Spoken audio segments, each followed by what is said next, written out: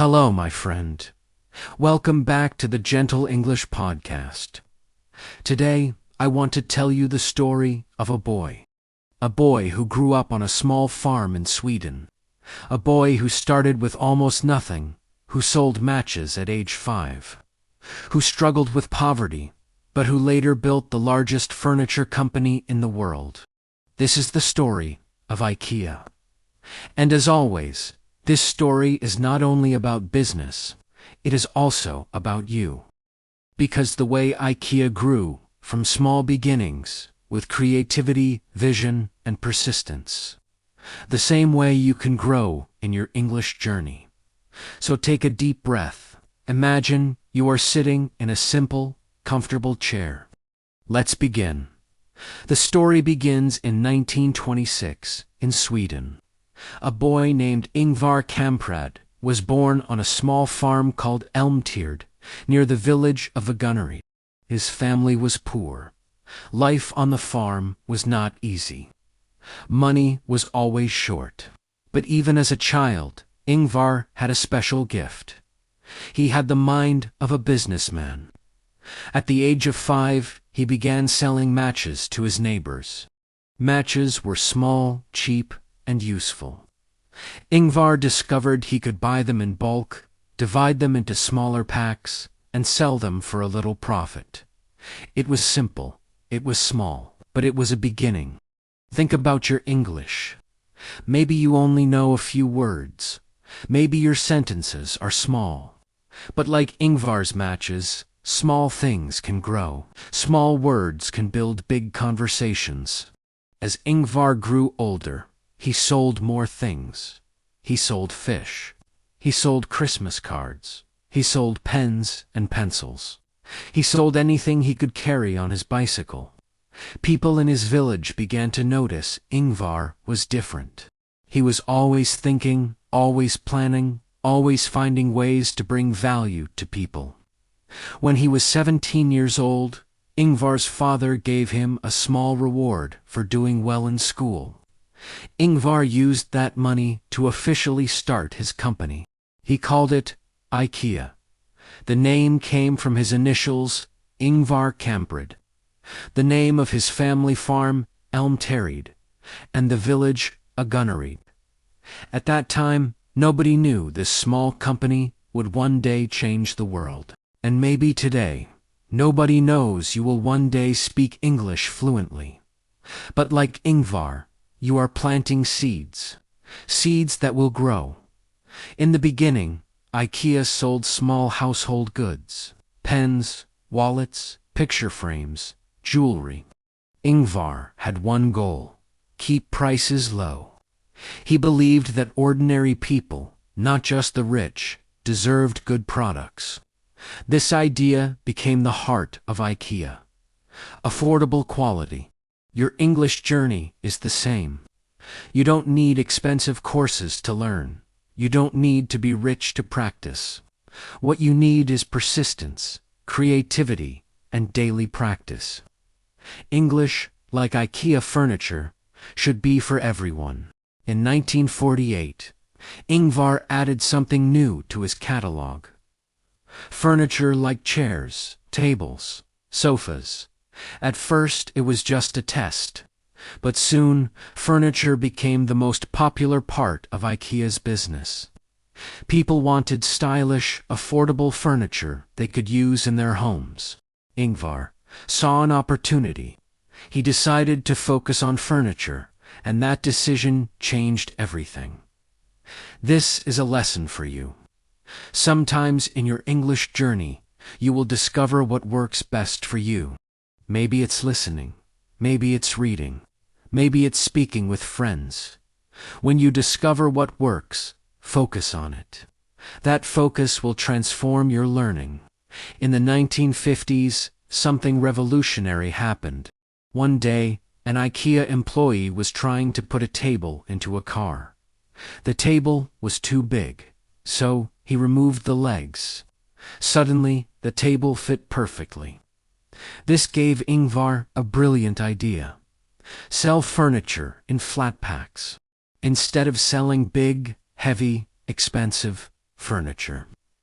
IKEA could sell boxes with parts inside. Customers could carry the boxes home and build the furniture themselves. This simple idea changed the furniture industry forever. It reduced cost, made transport easier, and allowed IKEA to sell stylish products at very low prices. Think about your English. Learning a language can feel heavy, like a big table that doesn't fit in your brain. But if you break it into parts, words, phrases, sentences, you can carry it more easily. Piece by piece, you can build it yourself. Not everyone liked IKEA's ideas. Traditional furniture companies were angry. They saw IKEA as a cheap competitor. They refused to sell to IKEA.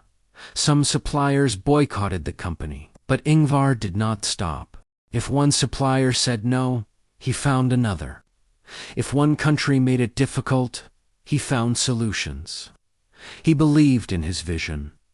Good design for the many, not just the few. This is another lesson. On your English journey, some people may not support you. Some may laugh at your mistakes. Some may even tell you to give up. But like Ingvar, you must keep going. By the 1960s and 70s, IKEA began to expand beyond Sweden. Stores opened in Norway, Denmark, and Switzerland. Then in Germany, then across Europe, then around the world. People everywhere loved IKEA's simple, stylish, affordable products. And more than that, they loved the experience. Walking through IKEA was like walking through a dream home. Customers could see, touch, and imagine their future. Your English journey should be like this. Don't just memorize words. Imagine yourself living with English. Imagine conversations. Imagine traveling, working, studying in English. Build that picture in your mind. That vision will carry you forward.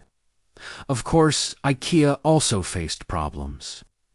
Some people criticized it for being too cheap.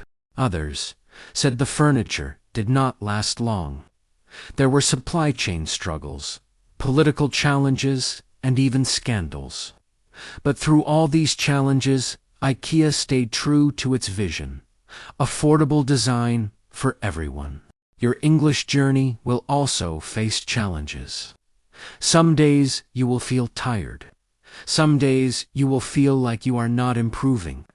But if you stay true to your vision, to communicate, to connect, to grow, you will keep moving forward. What made IKEA special was not only the products, it was Ingvar's philosophy. He believed in simplicity. He believed in hard work. He believed in never wasting resources. Ingvar himself lived a very simple life. Even when he was one of the richest men in the world, he drove an old car, flew economy class, and ate cheap meals at IKEA stores. He wanted to show that success is not about luxury. Success is about purpose. And your English journey, too, is not about showing off. It is not about being perfect.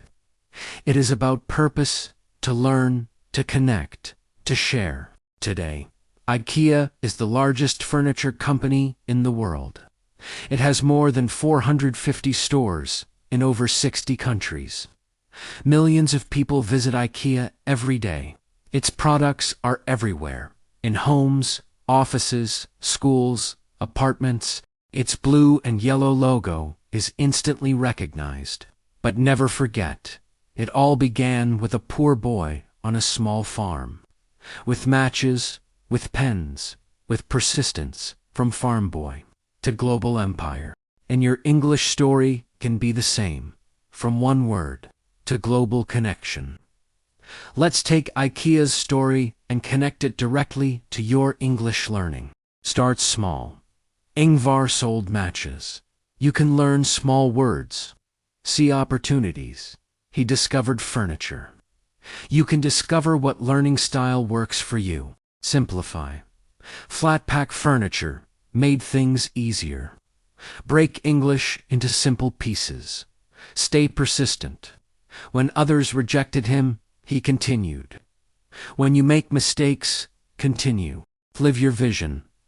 Ingvar believed in design for all. Believe in English for all, including you.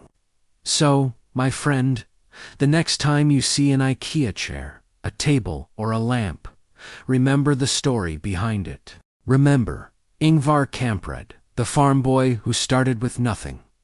Remember the matches, remember the bicycles, remember the flat-pack furniture that changed the world. And then, remember yourself.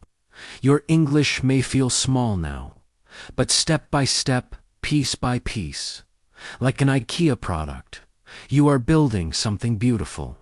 From poor beginnings to global success, from small words to powerful conversations. Thank you for listening to the Gentle English Podcast.